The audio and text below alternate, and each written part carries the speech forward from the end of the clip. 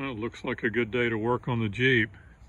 The power windows and locks over on the passenger side have stopped working. Even the lock on the driver's side on the back door doesn't work.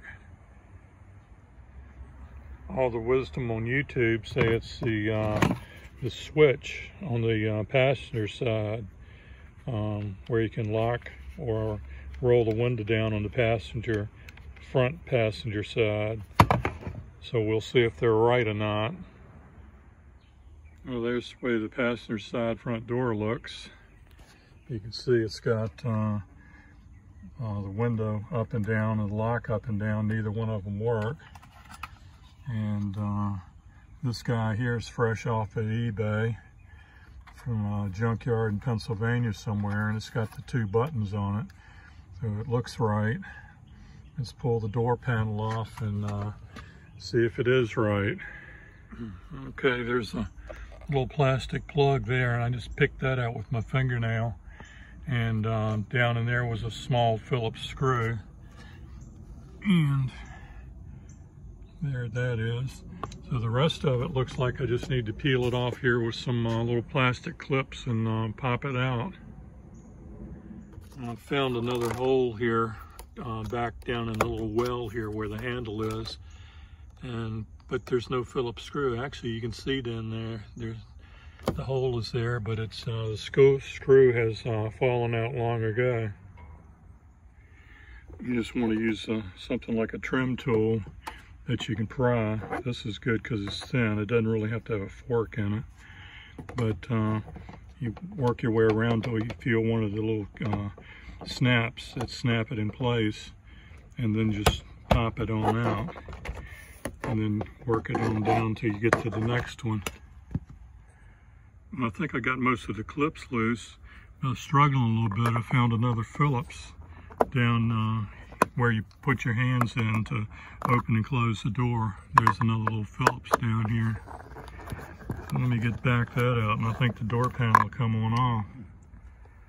Once you get the door panel leaned back, there will be little shafts in there that go to the latch and the lock, and you just push those off the metal shaft, and then you can just lift it out. You can see the way they got a 90-degree bend. Once you push that plastic piece off, then you can lift it right out of the hole. The only other 2 things you got to get out of your way are the 2 plugs that actually go to the switch. So this is an interesting little piece. There's the replacement, and you can see it's pretty much the same. And it's got 1, 2, 3, 4 Phillips screws holding it in place. But you'll notice this little pink wire that comes down is wrapped around here. And I thought this was the case, but I didn't read it exactly online. This is also the receiver for your wireless remote. There's the smart key that has a chip in it for security. And this is the remote. I haven't been using the remote for 6 or 8 months. The button is kind of broken. It used to sort of work if you'd stick your finger in there and push on that little round thing, but I haven't really worried about it, you know, being that it's basically a 20-year-old vehicle. But I think if we ever want the remote controls to work again, that this module is going to have to be programmed by either someone with a scan tool and maybe even a locksmith. I don't know, but I don't know that I'm gonna worry about getting that part working.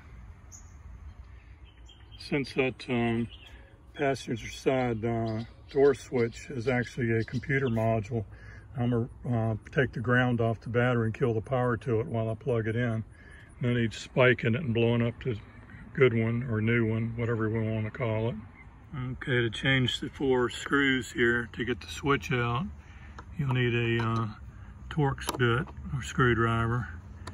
It's not Phillips. Okay, I got the old one out. You can see, of course, the old one's got the pink wire there. That's the receiving antenna for the keyless entry or whatever. And you'll also find there are 5 of those Torx screws that hold it in. It's 1, 2, 3, 4, and 5. Now the problem I'm seeing is slightly different part number. There's the part number on the one I just pulled out. And here's the part number on the one I bought. And that one doesn't have the pink wire. The pink wire comes out down here on the end. I can't see, it's so sunny out here. And I don't know if everything is in there that would work, and just the pink wire needs to be moved over. I don't know. Might do a little research before I complete this job, but I'm gonna go plug the switch in and see if this gets the windows working. All right, got the battery hooked up and everything back in. Let's see what we got. Locked, lock. All right, all 4 of the doors are locking and unlocking. Actually, let me hit unlock there. There are 5 doors actually. Yep, there we go. And let's pull it in the down position. Locked, locked, locked. And I got the driver's side window down so I don't somehow manage to lock myself out. The only thing else left to do is check the windows. I got to turn the key on to do that. And here we go. Window down, window up. And I already checked it from the driver's console over there. So the whole problem was this module. And I guess because the remote control comes over here, that's why this has so much control. It controls the passenger side window on the front and back. It even controls the back window over there on the, and lock on the back on the driver's side. So that one module kind of does the whole deal. And another thing, before I put this thing up, I didn't check the mirror, because the mirror on the right side wasn't working either. There's left, there's right, there's up, and there's down. So the mirror now works. So the button assembly on the right hand side of a Jeep controls everything on the right hand side, and even has some control over the left rear door on it. Okay, I did some quick research on the part numbers. This one's a part number 5JM61DX9AB. The other one's number's slightly different than that. And this one I think I paid $40 for it used. The other, no, I'm sorry, the one I just installed in the Jeep was $40, and it doesn't have the antenna and the remote set up on it. The this exact one here is like $82 someplace on eBay, and it comes with the remote clicker, and it comes with the remote wire and stuff like that, but I only paid $40 for the one I just put in there. I just don't really care about the clicker. You got to be careful working on a 20-year-old vehicle. It's very hard and expensive to keep them perfect. You just kind of have to keep them on the road. And if you spend the money, keep everything perfect, and 2 months from now the motor goes bad in it, and all your expensive toys and everything you worked hard to fix go to the junkyard too. So I'm happy just to have everything working.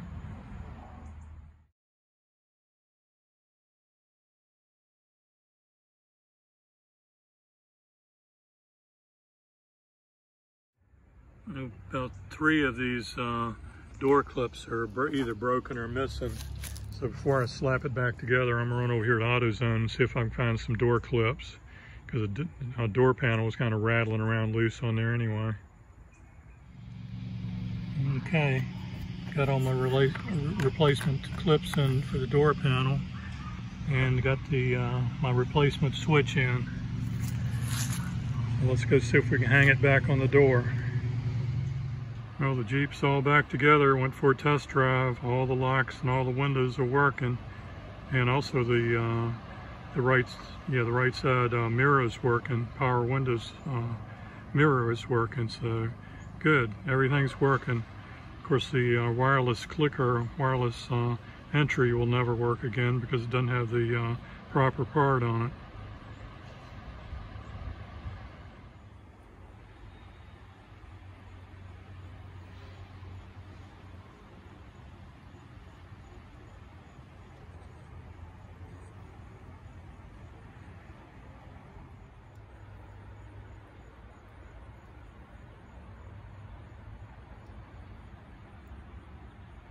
it.